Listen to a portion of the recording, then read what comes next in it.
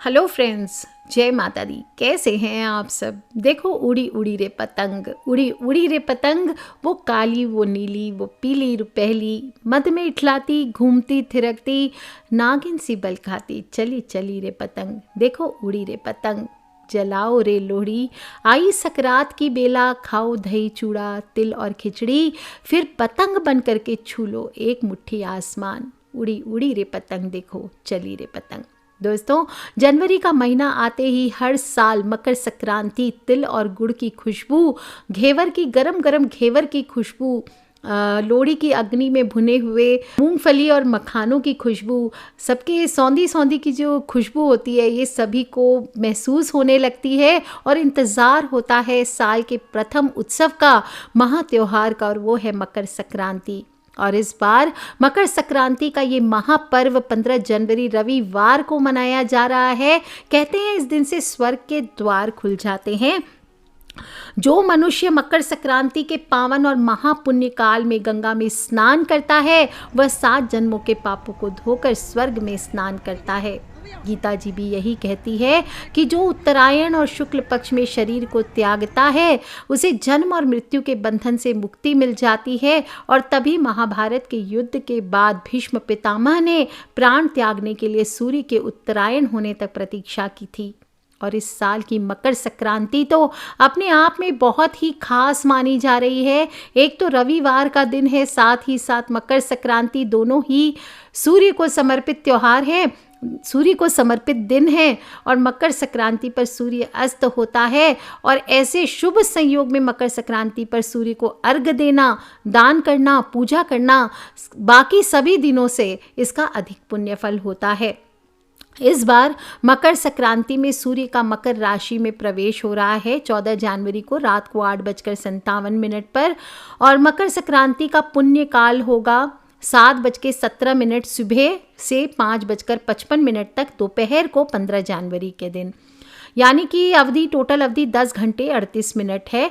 और मकर संक्रांति का जो महापुण्य काल है वो 1 घंटा 46 मिनट का है। वो सुबह 7:17 से लेकर 9:04 तक रहने वाला है 15 जनवरी को। इस बार मकर संक्रांति का वाहन व्याघ्र है, यानी बाघ है, और उपवाहन घोड़ा है, अस्त्र गदा है, दृष्टि ईशान है, करण मुख दक्षिण है, बार मुख पश्चिम है, और वस्त्र पीला है। और मकर संक्रांति का आगमन पीत वस्त्र, पर्ण कंचुकी, कंगन, जाति पुष्प धारण किए, कौमार्य अवस्था में कुमकुम लेपन कर, गदा लिए, रजत पात्र में पायस भक्षण करते हुए पश्चिम अभिमुख उत्तर दिशा की ओर गमन करते हो रहा है। जो कि अच्छा तो है, लेकिन मैंने लास्ट वीडियो में बताया है कि इसका क्या फल होने वाला है, क्योंकि मिलाकर ये मकर संक्रांति शुभ होने वाली है, लेकिन देश और दिशा के लिए कुछ अशुभ संकेत भी ला रही है। और इस मौके पर गंगा, जमुना जी, पवित्र सरोवर, नदियों आदि में स्नान कर तिल गुड़ के लड्डू, खिचड़ी खाना है और दान भी देना है। यही रीति इस त्योहार की होती है। और जो भी बेटियां हैं, उनके घर आपको अपनी कन्या के ससुराल में मिठाई, रेवड़ी, गजक, घेवर आदि, वस्त्र आदि भेजने चाहिए। उत्तर भारत में नववधू को पहली संक्रांति पर मायके से वस्त्र, घेवर, बर्तन आदि भेजने का रिवाज है। गुजरात की बात करें तो मकर संक्रांति के दिन तिल गुड़ खाने का रिवाज है। पतंगबाजी भी यहाँ खूब होती है, विश्व भर में प्रचलित है, और पतंग उड़ाना बहुत शुभ माना जाता है। मौसम का त्योहार है, धूप लेने से शरीर में विटामिन डी की भी कमी पूरी होती है, तो ये त्यौहार पे अवश्य पतंग उड़ाना चाहिए। साथ ही साथ पंजाब, जम्मू, इन एरियाज़ में इसे लोहड़ी के नाम से जाना जाता है। कहा जाता है कि इस दिन पापी कंस ने बाल गोपाल श्री कृष्ण का वध करने के लिए लोहिता नाम की राक्षसी को मथुरा भेजा था, जिसे कृष्ण ने खेल ही खेल में मार डाला। कदाचित तभी से लोहित का अपभ्रंश लोहड़ी प्रसिद्ध हो गया, उसे जलाने की खुशी में।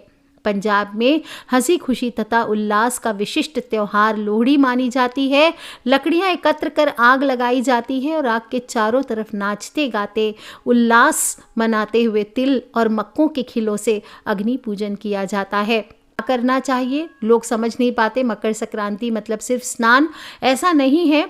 सुबह ब्रह्म मुहूर्त या उसके 1 घंटे के अंदर उठना चाहिए, बाएं स्वर से उठना चाहिए। हथेलियों के दर्शन करें। कराग्रे वस्ते लक्ष्मी, कर मध्य तु सरस्वती, कर मूले तु गोविंद, प्रभाते कर दर्शनम बोल करके उठिए। धरती माता को प्रणाम कीजिए, ब्रश आदि करके स्नान कीजिए। अगर आप नीम के दातुन यूज़ करते हैं तो इस दिन लकड़ियाँ ना तोड़ें।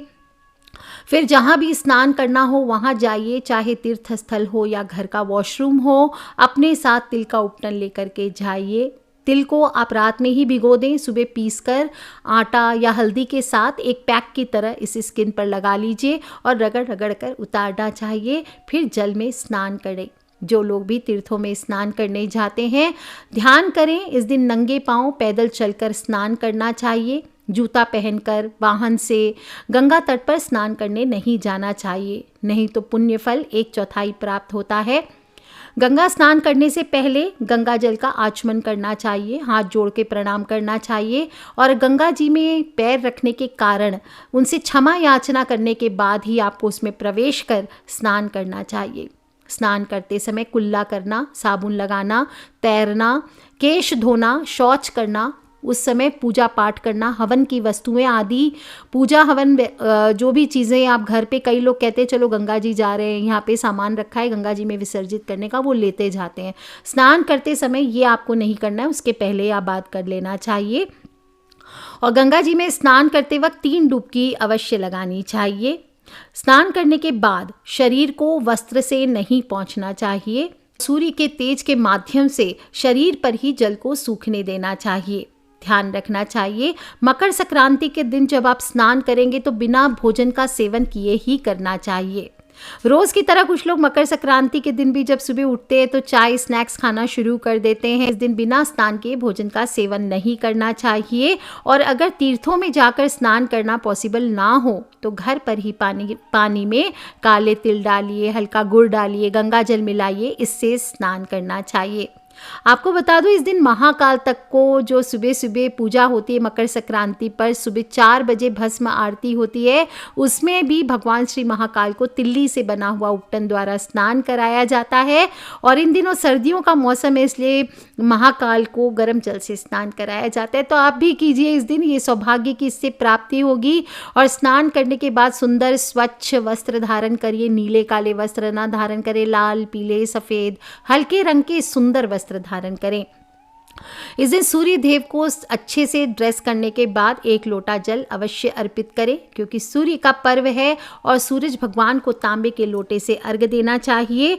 बोले ओम सूर्याय नमः, ओम आदित्याय नमः, ओम भास्कराय नमः, या फिर सूर्य गायत्री मंत्र का जप कीजिए। ओम भास्कराय विद्महे महातेजाय धीमहि तन्नो सूर्यः प्रचोदयात्। आप देखिए कैसा कमाल आपके जीवन में होता है। आप तेजस्वी होते हैं, माला माल होते हैं, हर प्रकार के कर्ज से मुक्त होते हैं। ऐसे भी रोज़ सुबह नहाने के बाद भगवान सूर्य को जल मंत्र बोलते हुए चढ़ाने से समाज में आपकी प्रतिष्ठा बढ़ती है, आपका आत्मविश्वास बढ़ता है।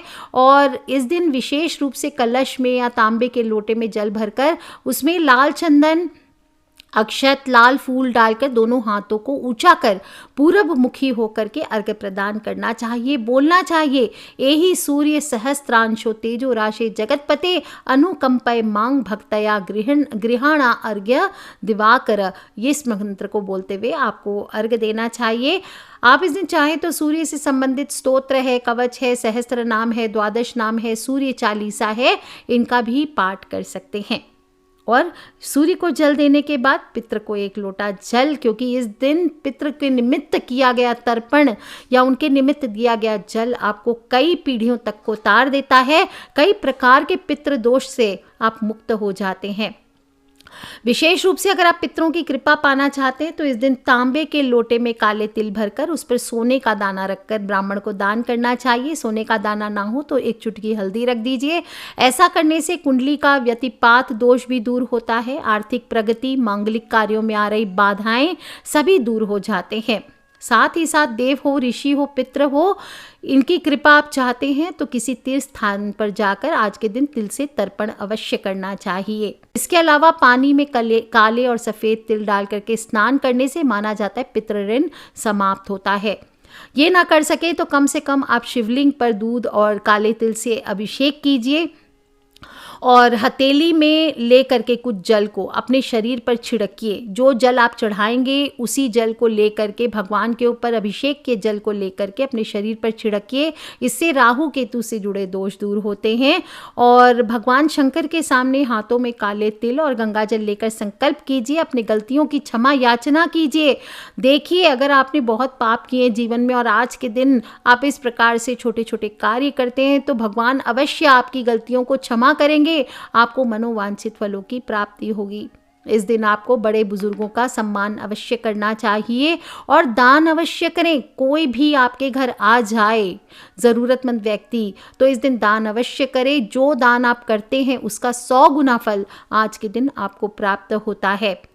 इसलिए यथाशक्ति जितना आप कर सकें उतना दान कीजिए, आपके जीवन में समृद्धि का आगमन अवश्य होगा। आज के दिन कुछ चीज़ें आपको लानी चाहिए, नई चीज़ें, वो मैं दूसरे वीडियो में बताऊंगी। लेकिन ध्यान रखें, झाड़ू आज के दिन हालांकि नई लानी चाहिए, लेकिन झाड़ू का दान बहुत अशुभ माना गया। आज के दिन भूल से भी झाड़ू का दान ना करें, घर में आर्थिक तंगी छा जाती है, माता लक्ष्मी रुष्ट हो जाती है, सदा के लिए आपका निवास स्थान छोड़कर चली जाती है। आज के दिन आपको ध्यान रखना चाहिए, हरियाली का उत्सव है, प्रकृति का त्योहार है, अतः इस दिन जो भी फार्मिंग करते हैं उन्हें फसल काटने का काम हो तो टाल देना चाहिए। आज के दिन यहाँ तक कि तुलसी पत्र भी नहीं तोड़ने चाहिए, किसी भी प्रकार के पेड़ पौधे को किसी प्रकार से नुकसान नहीं पहुँचाना चाहिए। उल्टा पर्यावरण संरक्षण के निमित्त आज के दिन आपको पौधे लगाने चाहिए। आज के दिन आप बायना ज़रूर निकालें। बायने में घेवर है, सफ़ेद तिल के लड्डू है, आटे के लड्डू हैं। अपनी इच्छा अनुसार पैसे रखकर फेर कर सासू जी के पैर छू करके देने चाहिए। और ध्यान रखें, खिचड़ी अवश्य खाएं। संक्रांति पर चावल, दाल, हल्दी, नमक और सब्जियों की खिचड़ी बनती है। चावल को चंद्रमा का प्रतीक मानते हैं, काली उड़द की दाल शनि का प्रतीक होती है, हल्दी बृहस्पति तो नमक शुक्र का प्रतीक है, हरी सब्जियां बुध से संबंध रखती है और खिचड़ी की गर्मी मंगल और सूर्य से जुड़ी होती है। इस प्रकार आज के दिन खिचड़ी खाने से आपके सारे ग्रह मजबूत होते हैं। और मकर संक्रांति पर नए अन्न की खिचड़ी बनाई जाती है, जो कि इससे पूरे साल आरोग्य मिलता है। और इस अनोखे भोजन से शरीर को नए मौसम के लिए तैयार होता है। और ध्यान रखें, ऐसा नहीं कि एक दिन पहले ही बना के रख दें या फ्रिज में सुबह जाना है जल्दी ऑफिस तो बना दिया, कल सुबह गर्म करके खा लें। नहीं, खिचड़ी ताज़ी होनी चाहिए। पहले भगवान को, जो भी आपके इष्ट हैं, उनको भोग लगाइए, थोड़ी सी खिचड़ी दान कीजिए। आप चाहें तो इस दिन तांबे के बर्तन में घी और गुड़ और खिचड़ी रखकर किसी गरीब को दान करें। दान अवश्य करें। और खिचड़ी का दान ना भी कर सकें तो कम से कम लड्डुओं का दान कर सकते हैं, तिल के लड्डुओं का दान करें। लड्डू ना भी बन सके तो गजक आदि मंगाकर बाजार से दान करें। खिचड़ी के ढेर पर आप चाहे तो पापड़, घी, सूखी खिचड़ी चावल दाल मिला करके उसी के ऊपर सूखा पापड़, घी, नमक, रुपया रखकर इस दिन घर के पुरुष भी कई जगह मिनसते हैं। फिर ये दान ब्राह्मणों को मंदिरों में भेजा जाता है। इस प्रकार से संक्रांति पर दान देने से मनुष्य के पुण्य कर्म में वृद्धि होती है। और इस दिन कुछ कार्य हैं जो गलती से आपको नहीं करना चाहिए, क्योंकि जो भी सद्कार्य करेंगे, अगर आपने ये गलतियां कर दी तो आपके जीवन में उल्टा कष्ट बढ़ जाएंगे।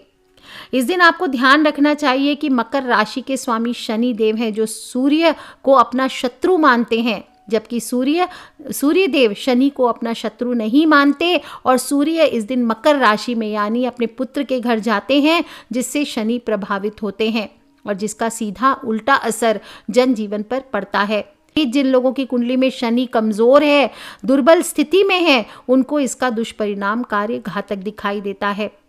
गरीब हो, मजदूर वर्ग हो, इनको शनि का कारक माना जाता है, जिस वजह से सूर्य और शनि से संबंधित वस्तुएं जैसे गुड़, रेवड़ी, खिचड़ी, बाजरा, मूंगफली, कपड़े, कंबल, इन चीज़ों का दान इस दिन शुभ और फलदायी होता है।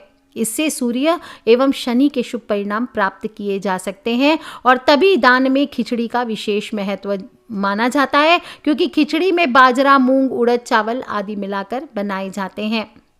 इस बार ध्यान रखना है कि आपको मकर संक्रांति के दिन तेल का दान भी करते वक्त सावधानी पूर्वक करना चाहिए।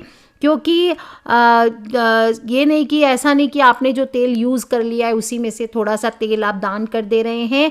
नया और साफ तेल आपको दान करना चाहिए। कुछ चीज़ें और भी दान नहीं करना चाहिए, जैसे स्टील की चीज़ें हैं, स्टील के बर्तन हैं। यूजुअली मैंने देखा है लोग स्टील के कटोरे 14 जगह जो 14 सामान मिनसते हैं स्टील की चीज़ें ले आते हैं, प्लास्टिक के बर्तन ले आते हैं। ये चीज़ें ना लेकर के आए, इन चीज़ों का दान नहीं करना चाहिए। पवित्र धातु होते हैं, पीपल है, चांदी है, तांबा है। अगर बर्तनों का ही दान करना है तो इनका दान कीजिए। प्लास्टिक हो, स्टील हो, एल्यूमिनियम हो, कांच हो, इनका दान आपको भूल से भी नहीं करना चाहिए।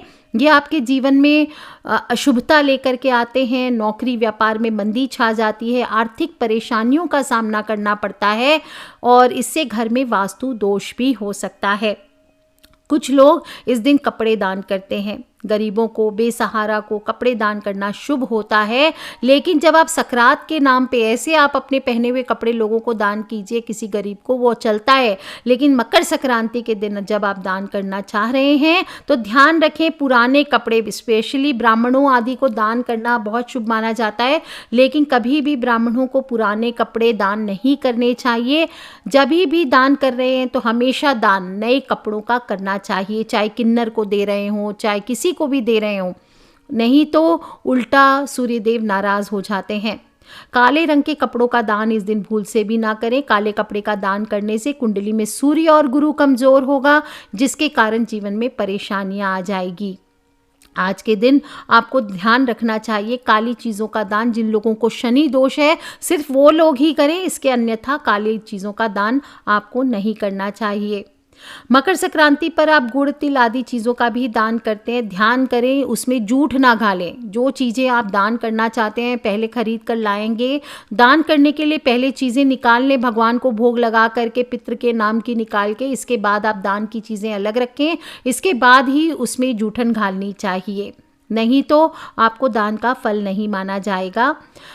गरीबों को भोजन कराना अच्छी बात है, लेकिन ये नहीं कि आप अगले दिन बासी भोजन करा रहे हैं, जूठा भोजन करा रहे हैं, ये भी नहीं करना चाहिए। नहीं तो इससे घर पर दरिद्रता छाती है, परिवार के लोग हमेशा बीमार रहने लगते हैं। ना ही किसी को रात का बचा हुआ बासी भोजन दान के नाम पर देना चाहिए। ऐसे आप दे दीजिए, लेकिन दान के नाम पर बासी भोजन नहीं देना चाहिए, नहीं तो ये आपके अंदर नकारात्मक ऊर्जा को हावी करता है और आपके अंदर गुस्सा और नकारात्मकता को बढ़ा देता है।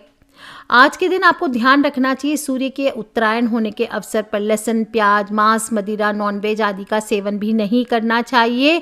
इस दिन आपको जूते, चप्पलों का, चमड़े की चीज़ों का भी दान नहीं करना चाहिए। ऐसा करने से भी शनिदेव के प्रकोप का सहन करना पड़ता है।